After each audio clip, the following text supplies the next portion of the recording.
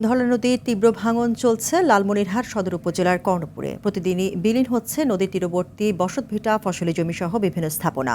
ভাঙন রোধে স্থায়ী বাঁধ নির্মাণের দাবি এলাকাবাসীর। লালমনিরহাট সংবাদদাতার প্রতিবেদন জানাচ্ছেন নাদিরা সুলতানা।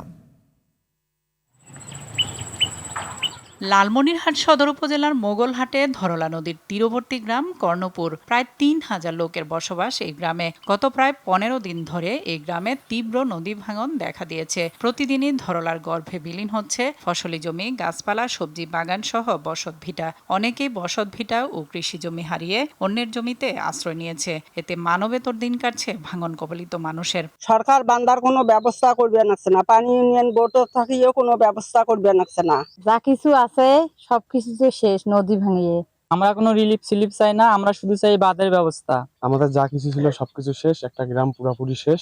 এখন যেটুকু আছে সেটুকু নিয়ে বাঁচতে চাই। বাড়ি ঘর জায়গা জমি যা ছিল সব বিনাশ করে দিছে। সরকারের কাছে বিনীত আবেদন করছি যদি কাজটা তাড়াতাড়ি করে দেয়। ভাঙন রোধে প্রকল্প তৈরি করে সংশ্লিষ্ট দপ্তরে পাঠানো হয়েছে। বরাদ্দ পেলে কাজ শুরুর কথা জানান এই কর্মকর্তা। ধলা নদীর প্রকল্প আমরা ইতিমধ্যে বোর্ডে অনুমোদিত হয়েছে।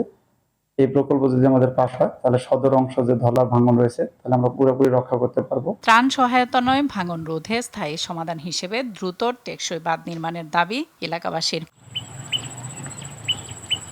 নাদিরা সুলতানা, RTV।